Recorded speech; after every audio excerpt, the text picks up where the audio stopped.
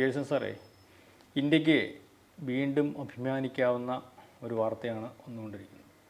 അതായത് ഡിഫൻസ് അറ്റാഷമാരെ വിവിധ രാജ്യങ്ങളിലേക്ക് ഇന്ത്യ അയക്കുകയാണ്. അംബാസഡർമാരുടെ ഇപ്പം നമ്മൾ അംബാസഡർമാരെ അയക്കുന്നത് പോലെ തന്നെ.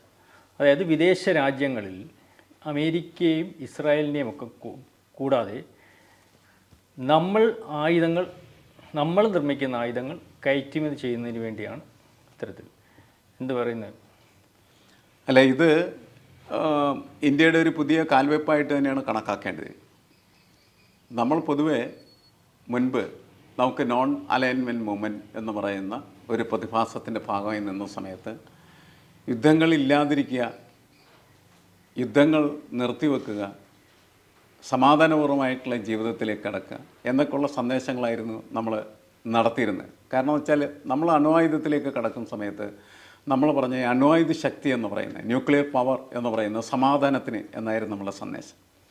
ആ സന്ദേശത്തിന് വലിയ മാറ്റം വന്നിരിക്കുകയാണ്. കാരണം ലോകം വളരെ അഗ്രസീവ് മാറിക്കൊണ്ടിരിക്കുകയാണ്. പ്രത്യേകിച്ച് നമ്മുടെ അയൽരാജ്യമായിട്ടുള്ള ചൈന അക്രമോത്സുകമായിട്ടുള്ള രീതിയിൽ പ്രവർത്തിക്കാനായിട്ട് തുടങ്ങുന്ന ഒരു സാഹചര്യത്തിൽ അതിനോട് പോലും മത്സരിക്കാൻ പറ്റുന്ന തരത്തിൽ നമ്മളെ മാറ്റിയെടുക്കുക എന്ന് പറയുന്നത് നമ്മളുടെ ഒരു സൈനിക നയതന്ത്രമായി മാറിയിരിക്കുകയാണ്.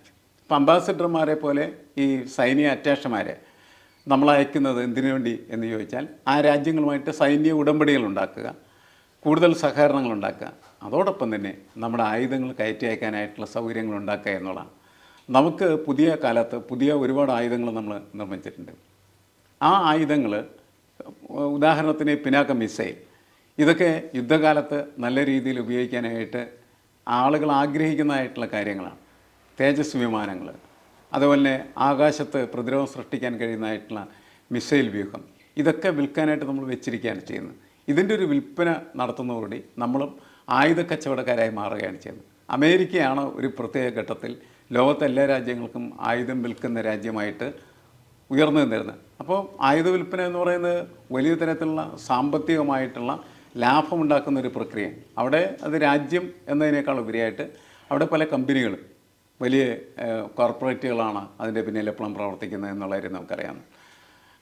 എന്നാൽ നമ്മളിപ്പോൾ നമ്മുടെ രാജ്യം തന്നെ ഈ സാധനം കയറ്റി വയ്ക്കാനായിട്ട് തുടങ്ങുകയാണ് ചെയ്യുന്നത്. നമ്മൾ ആയുധ കച്ചവടക്കാരായി മാറുന്നു. നമ്മൾ ആ രീതിയിൽ വലിയ ലാഭം ഉണ്ടാക്കാൻ, അല്ലെങ്കിൽ നമ്മുടെ പ്രതിരോധ ചെലവിൽ അത് കൊണ്ടുവന്ന് നികത്താൻ നമുക്ക് വലിയ പ്രതിരോധ ചെലവാണ്. കാരണം എന്ന് വെച്ചാൽ നമ്മൾ നല്ല രീതിയിൽ ഗവേഷണം നടത്തി പുതിയ പുതിയ ആയുധങ്ങൾ കണ്ടെത്തുന്നു, പുതിയ പുതിയ സംവിധാനങ്ങളിലേക്ക് നമ്മളെ കൊണ്ടുപോകുന്നു. അപ്പോൾ ഇതിന് ആവശ്യമായിട്ടുള്ള പണം കണ്ടെത്തുക എന്ന ലക്ഷ്യവും യഥാർത്ഥത്തിൽ ഇതിലുണ്ട് എന്നാണ് എനിക്ക് തോന്നുന്നത്. അപ്പം സാറ് പറഞ്ഞതുപോലെ സമാധാന അന്തരീക്ഷം ആഗ്രഹിക്കുന്ന ഒരു രാജ്യമാണ് ഇന്ത്യ. ലോകത്തെല്ലാ രാജ്യങ്ങളും സമാധാന അന്തരീക്ഷം ആഗ്രഹിക്കും, സമാധാനത്തിന് വേണ്ടി പറയുകയൊക്കെ ചെയ്യുന്നതാണ്. അപ്പം സമാധാന അന്തരീക്ഷം ആഗ്രഹിക്കുന്ന ഒരു ഇന്ത്യ ആയതുകൊണ്ടല്ല ഇതുവരെ ആയുധ കച്ചവടത്തിലേക്ക് ഇന്ത്യക്ക് കടക്കാൻ പറ്റാഞ്ഞത്. ഇന്ത്യ അത്തരത്തിലേക്ക് ഉയർന്നു വന്നിട്ടില്ല എന്നുള്ളത് കൊണ്ട് മാത്രമാണ്. മേക്കിംഗ് ഇന്ത്യ എന്ന പരിപാടി നരേന്ദ്രമോദി വന്നതിന് ശേഷം ഇന്ത്യ മഹാരാജ്യത്ത് കൊണ്ടുവരികയും ലോകത്തിൽ ഉള്ള വ്യവസായികളെ ഇങ്ങോട്ട് ആകർഷിക്കുകയും ആ വ്യവസായികൾക്ക് ഇവിടെ ബിസിനസ് ചെയ്യുന്നതിന് വേണ്ട സാഹചര്യം ഇന്ത്യയിൽ ഉണ്ടെന്ന് കണ്ട് അവർ വരികയും ചെയ്തു. അപ്പോൾ അതിനകത്ത് അല്ലെങ്കിൽ ആയുധങ്ങൾ നിർമ്മിക്കുന്ന ഫാക്ടറികൾ, അല്ലെങ്കിൽ ഹെലികോപ്റ്ററുകൾ നിർമ്മിക്കുന്ന ഫാക്ടറികൾ, വിമാനങ്ങൾ നിർമ്മിക്കുന്ന ഫാക്ടറികൾ വരെ ഇന്ന് ഇന്ത്യയിലുണ്ട്. പക്ഷേ നമ്മുടെ മാധ്യമങ്ങളൊന്നും അത് ചർച്ച ചെയ്യുന്നില്ല. ലോകത്ത് രാജ്യങ്ങൾ തമ്മിൽ എന്നും സംഘർഷം ഉണ്ടാകാനുള്ള സാധ്യതയുണ്ട്. സംഘർഷം ഉണ്ടായില്ലെങ്കിൽ പോലും ഓരോ രാജ്യത്തിൻ്റെയും സുരക്ഷിതത്വം കണക്കിലെടുത്ത് ആ രാജ്യങ്ങളെല്ലാം അവർക്കിടെ സുരക്ഷിതത്തിന് വേണ്ട ആയുധങ്ങൾ നിർമ്മിച്ച് അല്ലെങ്കിൽ ശേഖരിച്ച് വയ്ക്കാറുണ്ട്. ഇതിനകത്ത് ഈ ആയുധ കച്ചവടത്തിനകത്ത് ലോകത്തിലെ ഏറ്റവും സമ്പന്നമായ രാജ്യമായ ഇസ്രായേലും അമേരിക്കയൊക്കെയാണ് മുമ്പിൽ നിന്നത്. അതുകൊണ്ട് ആണ് അവർക്ക് മറ്റു രാജ്യങ്ങൾക്ക് അവരെ ആശ്രയിക്കേണ്ടി വരും. ഈ അവസ്ഥയിലേക്ക് ഇന്ത്യ പോകുമ്പോൾ സമാധാനത്തിൽ നിന്ന് വേറൊരു ആശയത്തിലേക്ക് ഇന്ത്യ പോകുന്നു എന്ന് അങ്ങ് പറയുന്നതിനകത്ത് എനിക്ക് അഭിപ്രായ വ്യത്യാസമുണ്ട്. അല്ല, ഇന്ത്യ സമാധാനത്തിൽ നിന്ന് പോകുന്നു എന്നല്ലേ ഞാൻ പറഞ്ഞതിൻ്റെ അർത്ഥം. ഇന്ത്യ ഒരു പോളിസി, നമ്മൾ ന്യൂക്ലിയർ വെപ്പൺ കൊണ്ടുവരുന്ന സമയത്ത് ഇന്ദിരാഗാന്ധിയുടെ കാലത്താണ് നമ്മൾ അങ്ങനെയുള്ള പൊക്രാനിൽ നമ്മൾ അണുബോംബ് പൊട്ടിക്കുന്ന ഒന്നാണ്. അപ്പോൾ അങ്ങനെ പൊട്ടിക്കുന്ന സമയത്ത് അന്ന് ലോകത്ത് നിന്ന് ഉയർന്നു വന്ന ഒരു അഭിപ്രായ വ്യത്യാസം എന്ന് പറഞ്ഞാൽ നമ്മളും ന്യൂക്ലിയർ പവറിലേക്ക് കടക്കുന്നു, അത് ന്യൂക്ലിയർ യുദ്ധത്തിന് വേണ്ടിയുള്ള ഇന്ത്യയുടെ കോപ്പുകൂട്ടിലാണ് എന്ന് പറഞ്ഞുകൊണ്ടായിരുന്നു. അപ്പോൾ അന്ന് നമ്മൾ ലോകത്തിന് കൊടുത്ത മറുപടി ഇതാണ്: ഞങ്ങൾ നിർമ്മിക്കുന്നത് സമാധാനത്തിന് വേണ്ടിയിട്ടാണ്. ന്യൂക്ലിയർ പവർ ഫോർ എന്തിനു വേണ്ടിയിട്ടുള്ളതാണ്? സമാധാനത്തിന് വേണ്ടിയിട്ടുള്ളതാണ്. അപ്പോൾ ഇറ്റ് ഈസ് ഫോർ പീസ് എന്ന് നമ്മൾ പ്രഖ്യാപിച്ചെന്നുള്ളതാണ്. ന്യൂക്ലിയർ പവർ ഫോർ പീസ് എന്ന് നമുക്ക് പ്രഖ്യാപിക്കാനായിട്ട് കഴിഞ്ഞത് അതുകൊണ്ടാണ്. കാരണം നമ്മുടെ ഒരു ട്രഡീഷൻ അനുസരിച്ചിട്ടാണ്. പക്ഷേ നമുക്കറിയാം ഇന്നത്തെ ലോകത്തെ സംബന്ധിച്ചിടത്തോളം നേരത്തേനേക്കാൾ കൂടുതൽ അഗ്രസീവാണ്. നമ്മൾ നോക്കുന്ന സമയത്ത് ഇവിടെ എന്താണ് യുക്രൈനും റഷ്യയും തമ്മിലുള്ള യുദ്ധം, അല്ലെങ്കിൽ റഷ്യ യുക്രൈനെ ആക്രമിക്കുന്നു. നമ്മളങ്ങനെ യുദ്ധം എന്ന് പറയുന്നതിൽ കഥയില്ല. കാരണം നമുക്ക് കൂടുതൽ ശക്തനായിട്ടുള്ള ഒരുത്തൻ ദുർബലിനെ അടിക്കുന്നു എന്നുള്ളത് മാത്രമല്ല. ഇസ്രായേൽ എന്ത് ചെയ്യുന്നു? പലസ്തീനിൽ അക്രമം അഴിച്ചു വിടുന്നു. അപ്പോൾ ഇതൊക്കെ സ്വാഭാവികമായിട്ട് നടക്കുന്ന സമയത്ത് ഇത് സംഭവിക്കാതിരിക്കാൻ നമ്മുടെ രാജ്യം മറ്റുള്ള ആളുകൾക്ക് കയറി അടിക്കാനായിട്ട് വിട്ടുകൊടുക്കാൻ പാടില്ല. അതുകൊണ്ടാണ് ചൈന അവിടെയൊക്കെ മാന്തുമ്പോൾ നമ്മൾ വേറെ മാന്തൽ നടത്തുന്നത്. അങ്ങനെ മാത്രം നിങ്ങൾ ഏതെങ്കിലും തരത്തിലുള്ള ആയുധം പ്രയോഗിച്ചാൽ അതിന് സമാനമായിട്ടുള്ള ആയുധം പ്രയോഗിക്കാനുള്ള ശേഷി നമുക്കുണ്ട്. അത് നേരത്തെ നമ്മൾ സാക്ഷ്യപ്പെടുത്തിയതാണ് ഈ പൊക്രാനിലെ നമ്മുടെ അണുബോംബ് സ്ഫോടനം എന്ന് പറയുന്നത്. അതിലൂടെയാണ് നമ്മൾ അന്ന് ലോകം ഞെട്ടിപ്പോയതാണ് ശരിക്കും പറഞ്ഞത്. കാരണം എന്ന് വെച്ചാൽ അത്തരത്തിലുള്ളൊരു പവർ നമുക്കുണ്ടാക്കാൻ കഴിയില്ല എന്നാണ് അവർ വിശ്വസിച്ചിരുന്നത്. പക്ഷേ അത് നമ്മൾ തകർത്തു. അങ്ങനെ നമ്മളൊരു വലിയ ന്യൂക്ലിയർ ശക്തിയായിട്ട് മാറി.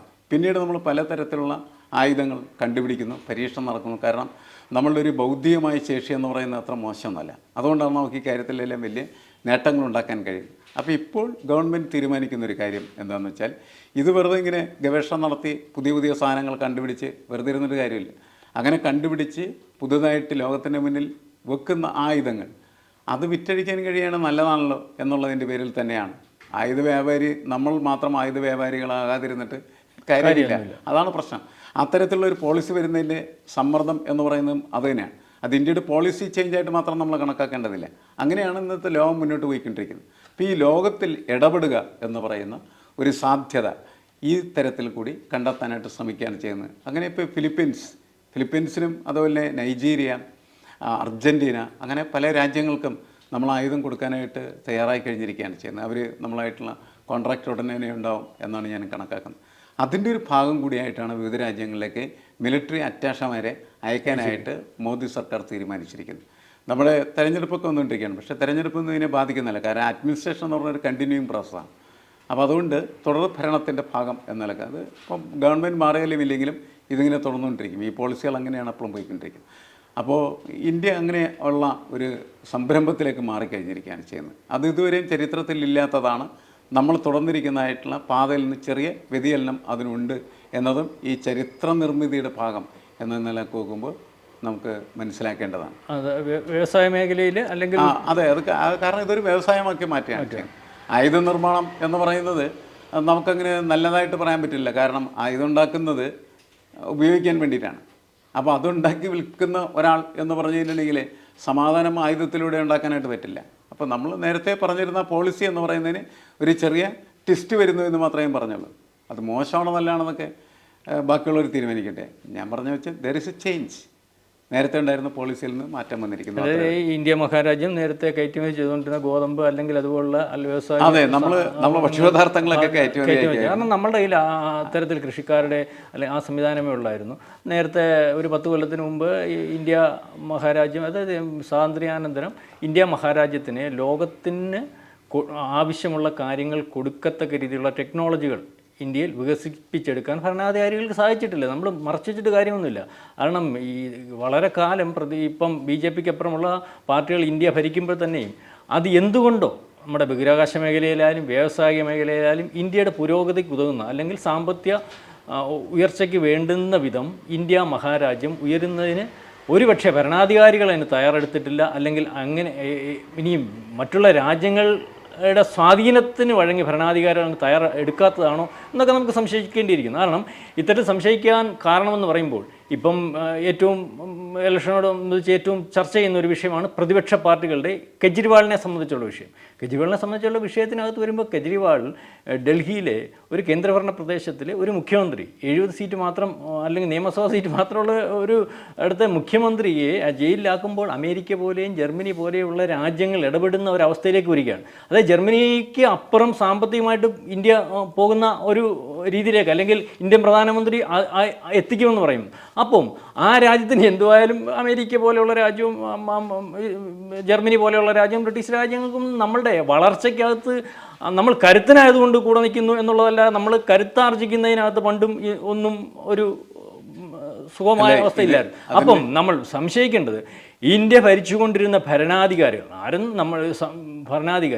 ഇന്ത്യക്ക് ഉതകുന്ന രീതിയിൽ നിന്നു കൊടുത്തിട്ടില്ല എന്ന് വിചാരിക്കേണ്ട ഒരവസ്ഥ ചില കാര്യങ്ങൾ പരിശോധിക്കുമ്പോൾ വരുന്നുണ്ട്. അല്ല, ഈ ന്യൂക്ലിയർ പവർ ആയിട്ട് ഇന്ത്യ മാറുന്ന സമയത്ത് അന്നത്തെ ലോകത്തെ ഏറ്റവും വലിയ ന്യൂക്ലിയർ ശക്തിയായിരുന്നായിട്ടുള്ള അമേരിക്കയെ ഞെട്ടിച്ചുകൊണ്ടാണ് ഇന്ത്യ മുന്നോട്ട് പോയത്.